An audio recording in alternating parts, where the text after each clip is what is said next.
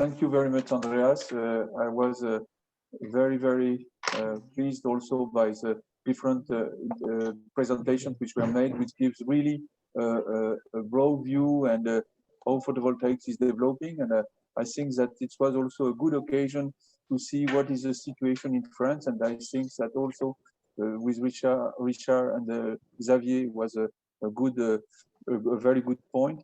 And I would like to thank also Henry Snace and also Christophe Balif for the presentation. By the way, Christophe, good anniversary.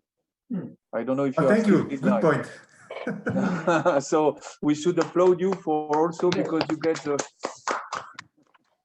and congratulations for taking care for the next years of the Becquerel committee. I think also what is very important is that we form a community which is not only in France, Switzerland, or this community is really international and for years and years and years. And I think this is also something which is very important for photovoltaics, is that people are really dedicated to make the progress, to go in the lab, to go to the installation. And this makes this community rather unique to my feeling, that the researchers, even very top researchers, are interested by the applications. In that sense, we are very close to Edmond Becquerel testimony to some extent. So what I think would be good now, we are in a hurry concerning the time because we had this discussion session. So I do not want to stop too much the things. Maybe is there in the panelists here a very urgent point which has not been discussed at all, or which should the point? I suggest one of you to raise a question about something which was not taken.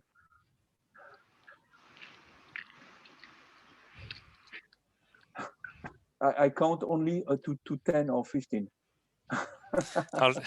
Hello, Daniel. Yes, Henry speaking. I'll just make one point. And often when we're trying to develop new technologies, we sort of get siloed into the area of research we're working in. And you make a good point about this being a family, or you should be a family. We're collectively trying to solve, arguably the most important challenge of the epoch. And it will take a lot of effort and probably a lot of different photovoltaic technologies as well. Now, I guess a challenge is what we've seen historically is it seems like it's almost a winner takes all scenario in terms of technology. But I guess especially as the applications and modes of deployment evolve, we should hopefully see sort of a richer diversity of technologies and deployment strategies. And I guess maybe it's biased because I am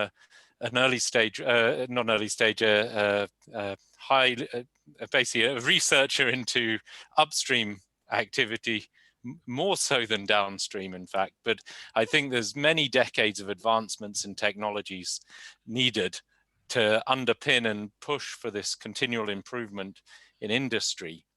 And along that side, I'm hopeful that perovskites will get to market before some other new material emerges that outstrips perovskites.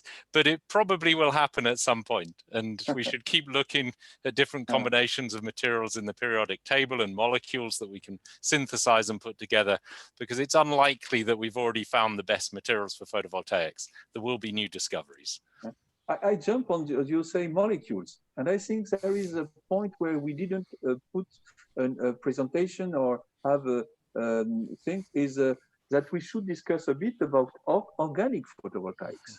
And I think that organic photovoltaics is made of components which are from the leaves, so these are made of carbon and carbon base and things like that. So it's a little like, there is something personally I dream of, is to go to this photosynthesis and make photovoltaic leaves, making like the leaves. The leaves does not want any only abundant material. So my question is, there are a lot of progress which are made also in organic, small molecules, polymers, and all what we see is that everything is coming together. If we would not have developed amorphous silicon, years and years. Here we had that Polytechnique Professor Solomon working in this field. we would not have got the architect, the heterojunction. So there is a lesson we should learn, is that all together we are combining, and thin film technologies and silicon, which were always separated and people were fighting. No, what is the next silicon is a silicon plus thin films. And so I think that we should be in this really movement. And what is your opinion, for instance, in France, we have companies like Armor, for instance, working a lot and developing a lot for organic PV. Yeah.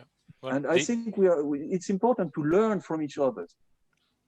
So I absolutely agree. And of course, concerning perovskite solar cells, we find some of the organic molecules that have been previously used for both photovoltaics and organic light emitting diodes, which of course is a commercial technology, are very useful for charge extraction. And there's a lot of learning and materials being developed in that industry that's then maybe translated into the photovoltaics industry. The other aspect is the more we learn about solar cell materials, the more we realize we can actually tune eventually most materials to reach the ideal efficiencies. Now, some materials seem to have fundamental limitations, but often what we think is a fundamental limitation is overcome. And the example of organic photovoltaics is quite clear. They were stuck at, maximum 12% efficiency for a long time. And then all of a sudden there's new breakthroughs in new material families that lead up to, I think, single junction cells at around 18% efficiency. Yes, which is enormous. Nobody would have anticipated this. And then very interesting is low gap materials to be combined with perovskites possibly, or other wide gap materials. So in tandem architectures, they may be useful. And of course, another advantage of organics is they don't have a very broad band of absorption. They generally have quite narrow bands, which means you can tune organic materials to absorb just in the infrared and then be truly transparent in the visible. And it's still quite a high efficiency. So for building integrated glass where you may want transparency or other applications, they could be ideal. And typically crystalline semiconductors have a too broad a band of absorption to be able to do that. Maybe to say something, Daniel and Henry, I think we need to pay attention in which order you make the things. It's important to do research, and there is a risk that research is less funding because in particular the industry has gone away, and personally we see that it's more and more difficult to get funding from like Science Foundation because they think the problems of photovoltaic are solved. So there is one issue here. Then if you speak of nature, I would just be careful in the sense nature is not always very efficient. Semiconductors are extremely good. So you don't always need to mix the nature. Sometimes nature is a trap. It doesn't have cross-fertilization. In the case of organic, it's great that research continues, but also sometimes it can be damaging when you launch industrialization too early with products that will not find a place on the market. And we've seen, in particular with organic, quite a lot of catastrophe because with currently the best product you can get, if any, are actually still very poor in the efficiency and they will not find their place. So you're wasting hundreds of millions for industrializing, but there is no market. So this is why I think this work to really find the best solution, research, then can lead to something that has a chance on the market and when you can then really do even more. So just put the things in the right order. Sometimes it has not always been the case. And I fully agree with that, Christoph. And I like to add, I think it's logic like you described. We have to do research and we have to do open for whatever it is. And it's like a pyramid. We have always a broad base where we have to do research, which is, by the way, also not too costly. But if we narrow it down to the top, to industrialization, that's exactly what you mentioned. We have to be careful if we start too early and spend too much money. So the trick will be that we have the broad base and we need to fight for that, because I'm sure what was said for the moment, that what we can experience over all the years, we have progress. Sometimes it's disruptive. We are in Europe talking more on evolutionary progress somehow. The US is more disruptive, but if I look back, we have made really evolutionary progress over all the years, but it took some years to get there where we are. But this should not prevent to go to some fancy blue sky research, which we urgently need. And I think it's our obligation to fight for that, for both Yeah, I'm on the industry side that we bring it back, have big manufacturing, but also to do basic research, and out of that, do the right step for industrialization at the right time. I agree. I agree with both aspects. I fully agree that the ideas are coming. For the example of perovskite is extremely interesting. I think we have with the curves of NRL. If we look this Olympic Games of photovoltaics, that we see that all technologies are progressing. They have steps. They have consolidation steps. And what is clear is that the case of when we looked at the perovskites, which really come from the breakthrough of dye cells, which were settled by Michael Gretzel, you have something. People said it's no future for organic, no future for cadmium telluride, no future for CIGS, and you see that all this progress are combining themselves. For instance, in the perovskite solar cells, they benefit from all this blue sky to some extent research. And so this is an important point, how to maintain this innovation. And we are at PVF, for instance, with all the other laboratories, or also we should have this strategy with both industrialization and also leg working also in the basic side. Daniel, if I may say, also the race is about to change, because for many years solar had to prove itself, and the only way to prove that solar was right was through the price. And it was this double fight on cost, on the fight on efficiency. On doing so, we reached a point where the cost, the LCOE, the cost of electricity from solar, is becoming the cheapest in the world. We are there. But now the life has changed, because now that we exist, we have to broaden, we have to take the room, the full spectrum.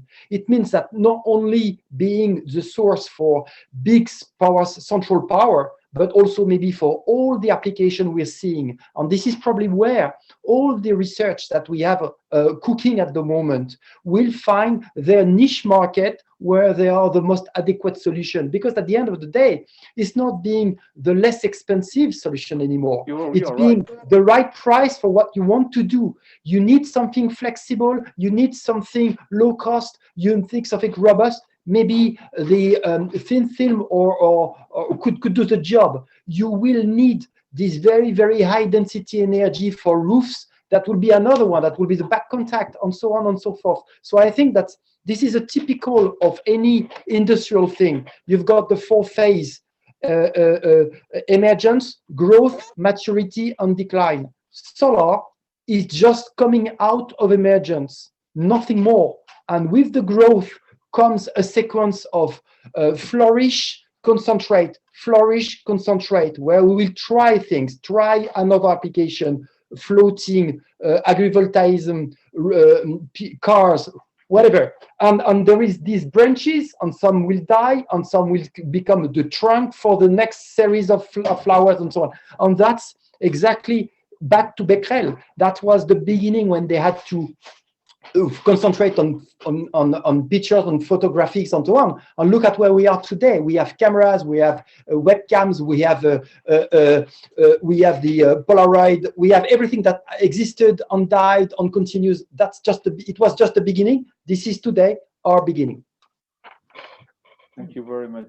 Is there we should take care of time, because we have the closing session. But is there other person from the panelists who would like to say a word about this, or some conclusions? Maybe, Daniel, I can make one last comment. Yes, thank you. That is simply that, as has been pointed out, and as we all know, the PV industry is a small fraction of the scale of what it will be over the next coming decades. Maybe it'll increase an order of magnitude in 1 decade, maybe 30-fold in 2 or 3 decades, maybe more. So the commercial opportunity is massive as well. So in terms of why do we want to develop PV manufacturing in Europe? It's because there will be a massive increase in the scale. the companies of a decade time will be 10 times as big, if not larger, than the companies that are existing today. So with that, there's an opportunity with ambition to come in and basically take a significant fraction of that.